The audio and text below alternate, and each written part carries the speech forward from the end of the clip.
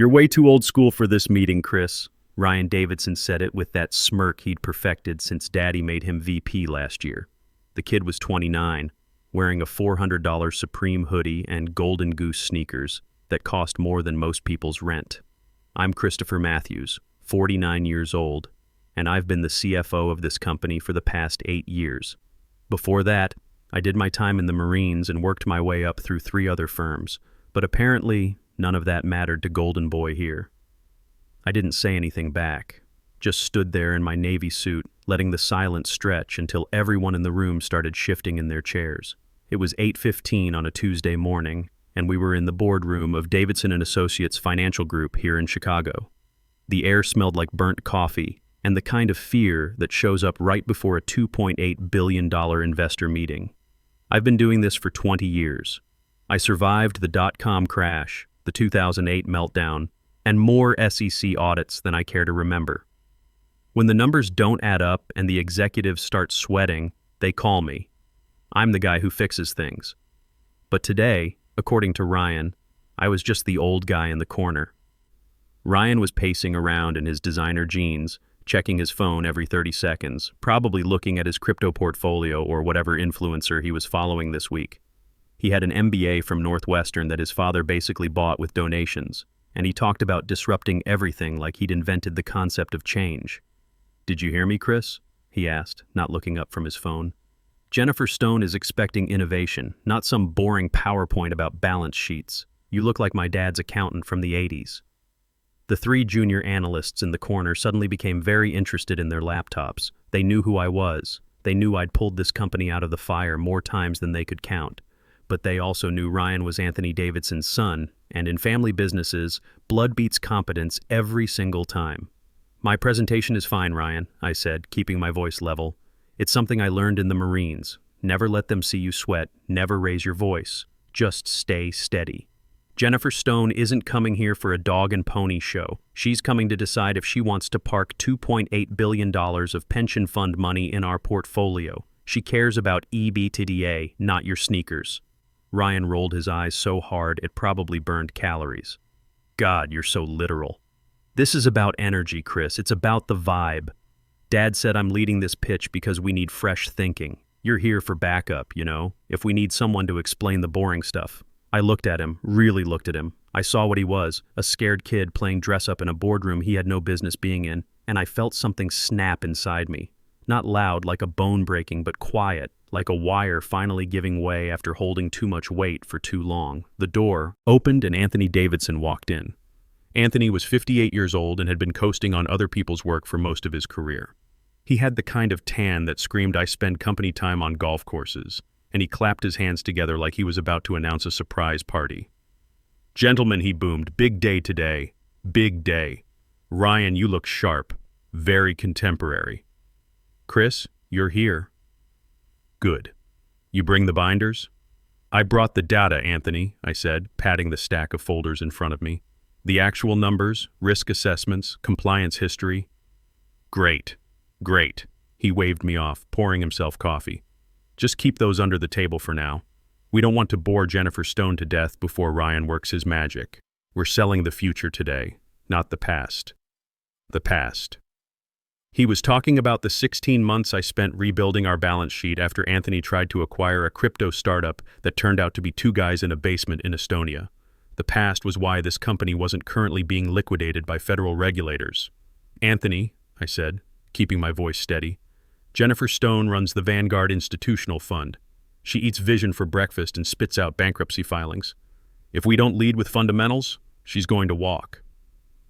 Ryan groaned. "Dad, he's doing it again. He's being such a buzzkill. Can you tell him to just let me handle the presentation?" Anthony sighed, giving me that look that said, "Be a team player. Chris, please. Ryan has instincts for this new generation of investors. Just support him, okay? Be part of the team. Team player, the corporate version of shut up and take the hit." I looked at the clock. 8:55. Jennifer Stone would walk through those doors in 5 minutes. I looked at Ryan, adjusting his hoodie like it was a power suit. I looked at Anthony, completely oblivious to the fact that he was about to feed his company into a wood chipper. "Understood," I said. And I meant it. I understood perfectly. If they wanted a show, I'd let them have their show. I wouldn't interrupt. I wouldn't save them. I'd sit there in my boring navy suit and watch Ryan crash and burn. The double doors opened at exactly 9 schwa. Jennifer Stone didn't do fashionably late. She walked in and the temperature seemed to drop 10 degrees. Jennifer Stone was maybe 5'6", wearing a charcoal suit that fit perfectly, and she had the kind of presence that made you straighten up without realizing it. Behind her came 2 associates carrying tablets and wearing expressions that said they'd seen companies die in rooms like this. Ms. Stone, Ryan practically bounced out of his chair, extending his hand with all the enthusiasm of a golden retriever. I'm Ryan, so stoked to finally connect. Huge fan of your portfolio's diversity matrix. Stone looked at his hand for a full second before shaking it. Quick, professional, done. Mr. Davidson, she said. Her voice was dry, efficient. Your father speaks highly of you. Dad's totally biased, Ryan laughed, running his hand through his hair. But seriously, we are ready to blow your mind today. We're thinking outside the box, you know? Paradigm shifts and all that. I took a sip of water to hide my reaction. Paradigm shifts. Sure, kid. Anthony gestured for everyone to sit. Jennifer, Ryan has prepared something really special. Captures our forward momentum perfectly. Stone sat down, opened a slim notebook, and uncapped a pen. I have 90 minutes, she said. My team reviewed your 10K. I have specific questions about your debt-to-equity ratio in the emerging markets sector and the liquidity of your Class B shares. She looked around the room. Her eyes passed over Anthony, dismissed the nervous analysts, and landed on me. It wasn't flirtation. It was recognition. She saw the military posture, the quiet confidence, the guy who actually knew the numbers. Then Ryan clapped his hands. Totally, totally. We can get into the weeds later, but first let's talk about the narrative. He dimmed the lights and clicked his remote. The big screen lit up with a slide that just said Synergy in some graffiti font. The market is a conversation, Ryan began, pacing like he was giving a TED talk. And right now, our company is shouting. But are we listening? We're pivoting to a consumer-first, eco-conscious, digital native story. I watched Stone. She hadn't written a single word. She was staring at the slide with an expression somewhere between boredom and mild nausea. Her younger associate was taking notes, but they looked more like a damage assessment than meeting minutes. We're launching an influencer campaign, Ryan continued, clicking to show a collage of TikTok stars holding products that looked suspiciously generic. We call it Project Vibe. We estimate a 400% increase in brand sentiment within Q3. Sentiment isn't a metric, Stone said. She didn't raise her voice, just dropped the words like stones into still water. Ryan froze. His smile faltered for just a second. Well, I mean, brand engagement metrics, consumer emotional investment. It translates to revenue streams eventually. Eventually, Stone repeated, making a note. She looked at Anthony. You're asking for $2.8 billion and your opening pitch is engagement metrics that might translate to revenue eventually? Anthony chuckled nervously, his tan looking suddenly artificial under the fluorescent lights. Jennifer, it's about capturing market momentum. The youth demographic has incredible spending power and brand loyalty when you connect authentically. The youth market doesn't control pension funds, Stone cut him off, her pen tapping once against her notebook. She turned back to Ryan. What's your customer acquisition cost for this Project Vibe versus traditional channels? Ryan opened his mouth. Nothing came out. He looked at the screen like the answer might magically appear next to the TikTok teenager's face. The silence stretched for what felt like an hour, but was probably only 10 seconds.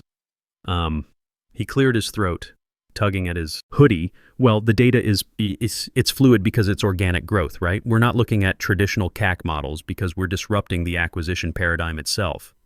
The junior analysts in the corner had stopped pretending to take notes. They were just watching the train wreck now, and I could see the exact moment they realized their employment here might not be long-term. It's not fluid, I said. The room went dead silent. Ryan whipped around to glare at me. Anthony looked like he wanted to throw his coffee mug at my head. But Stone just turned her chair slightly to face me, and for the first time since she'd walked in, I saw genuine interest in her eyes. It's not fluid, I repeated, keeping my voice flat and professional. Customer acquisition cost for digital influencer channels is currently averaging $38 per conversion, which is 22% higher than our traditional direct mail strategy. But the lifetime value of those customers is 35% lower because they churn out in 4 months. Stone finally touched her pen to paper. She wrote something down, and I noticed her associate lean forward slightly, suddenly paying much closer attention. "Chris," Ryan hissed, his smile now looking more like someone trying to pass a kidney stone. I was getting to those specifics. You don't need to interrupt the creative flow. There was no flow, I thought. There was only a drain, and we were circling it faster by the minute. "Go on," Stone said to me, ignoring Ryan completely. "Why is the churn rate so high?" This was it. The moment that would define the next chapter of my career and possibly my life. I could save Ryan. I could give some vague answer about market volatility or economic uncertainty. That's what a team player would do. That's what the old me might have done. But then I remembered the accountant comment. I remembered Anthony telling me to stay under the table like some kind of corporate furniture. I looked at Ryan's designer sneakers and his Supreme hoodie, and I made my choice. "The churn rate is high," I said, locking eyes with Stone, because we cut R&D by 12% to fund the influencer marketing. Product quality in the new verticals suffered. Customers buy once, realize it's inferior to competitors, and never come back. Anthony actually gasped. "Christopher, that is taken completely out of context." Stone didn't look at Anthony. She just nodded at me. "Continue." Ryan looked like he'd been slapped with a wet fish. He stood there in the dim light of his synergy slide, realizing for the first time that this wasn't a game and I wasn't just part of the scenery. I was the one who actually knew how to run this company. "Chris," Ryan said, his voice getting higher, "you're totally missing the big picture here. We're investing in future growth, not maintaining legacy systems." "Legacy systems like quality control?" I asked. "Because that's what we cut to pay for your TikTok stars." Stone made another note. Her associate was now typing furiously on her tablet. "Mr. Matthews," Stone said, "what other operational changes were made to fund this marketing initiative?" I could feel Anthony's eyes burning into the side of my head, but I kept going. "We reduced our customer service staff by 30%, outsourced technical support to a call center in the Philippines, and delayed software security updates by 6 months to meet the marketing budget allocation." "Jesus Christ, Chris," Anthony said, his voice barely controlled. "You're making us sound like we're running a scam operation. I'm disclosing material operational changes that directly impact customer retention and satisfaction metrics," I said, "which Ms. Stone will discover anyway when she conducts proper due diligence." Stone looked up from her notes. "And governance structure? I understand your audit committee chair is a family member?" Ryan brightened, thinking this was safer territory. "Aunt Patricia, yeah, she's amazing. She teaches yoga and mindfulness, but she's super intuitive about financial flows. She really gets the holistic approach to fiscal responsibility." The silence that followed was so complete I could hear the HVAC system humming in the walls. A yoga instructor, the head of the audit committee for a company seeking $2.8 billion in institutional capital, was a yoga instructor who was intuitive about financial flows. I slowly slid a document across the table. It made a soft sliding sound on the polished mahogany. It was the governance reform proposal I'd written 18 months ago, the one Anthony had buried because it would have meant removing his relatives from the corporate payroll. "Ms. Stone," I said quietly, "if you look at Section 3 in the packet I just provided, you'll see our proposed risk mitigation strategy regarding board composition. The current structure is familial. We've outlined a transition plan to bring in 3 independent directors with relevant financial experience within 90 days. Stone picked up the packet and flipped to Section 3. She read it while Ryan stared at the document like it was radioactive. "I didn't approve that document," Ryan said, his voice cracking slightly. "Chris, why are you handing out unauthorized materials? This isn't part of the presentation." "Because," I said, keeping my eyes on Stone, "Ms. Stone asked about governance, and Aunt Patricia teaches yoga isn't an answer that inspires confidence in fiduciary oversight." Anthony's face was turning an interesting shade of purple. "Now hold on just a minute. Patricia is very financially astute. She managed her own divorce settlement very successfully." "Then you're not compliant with standard institutional investment requirements," Stone said, closing the packet. She looked directly at Anthony. You're asking me to leverage pension funds. If I take this to my investment committee and tell them your audit chair's primary qualification is managing a divorce settlement, they'll recommend shorting your stock instead of buying it. Ryan looked at his father, then back at me, panic starting to creep into his voice. But our innovation culture, our disruption mindset, we have flexible work arrangements and a meditation room. You have an $8 million regulatory exposure, I said, opening my folder to the compliance section. I've outlined the potential SEC fines on page 12. It exceeds your projected Q4 profit margin by 180%. Ryan grabbed the packet from my hands and stared at page 12 like he was trying to read ancient hieroglyphics. These are all problems. Why would you show her this? You're actively sabotaging the presentation. I'm disclosing material risk, I said calmly. It's called the law, Ryan. If we don't disclose it and she invests, that's securities fraud. And fraud means federal prison, not minimum security, tennis playing prison. Real prison with orange jumpsuits that definitely don't come from Supreme. Stone actually smiled. A quick, sharp expression that reminded me of a blade flashing in sunlight. He's right. He's saving you from a federal investigation, Mr. Davidson. You should thank him. Ryan's face went through several color changes before settling on a mottled red. The humiliation was complete. He was being educated in corporate law in his own conference room by the outdated accountant he'd mocked an hour earlier. I need a break, Ryan announced, his voice tight and high. I need to check on the catering arrangements. He walked out on his $300 sneakers, leaving behind the wreckage of his presentation and his credibility. Anthony glared at me with undisguised hatred. You just destroyed our biggest opportunity. I prevented you from committing fraud, I replied evenly. Stone watched the door close behind Ryan. Then she turned to me with the first genuine smile I'd seen from her. Keep talking, Mr. Matthews. Tell me about the debt structure. And for the next 45 minutes, with Ryan sulking somewhere and Anthony sitting in stunned silence, I did what I was actually paid to do. I ran the meeting. The debt discussion went perfectly.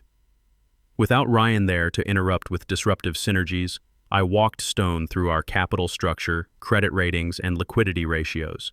It was like playing chess with a grandmaster. Fast, precise, no wasted moves. Stone's questions were surgical. She wanted specifics about our covenant compliance, our revolving credit facilities, and our exposure to variable interest rates. I had answers for everything because I'd lived with these numbers for 8 years. Every monthly report, every quarterly filing, every audit finding, it was all there in my head, organized and ready. Your bridge loan, Stone said, making a note.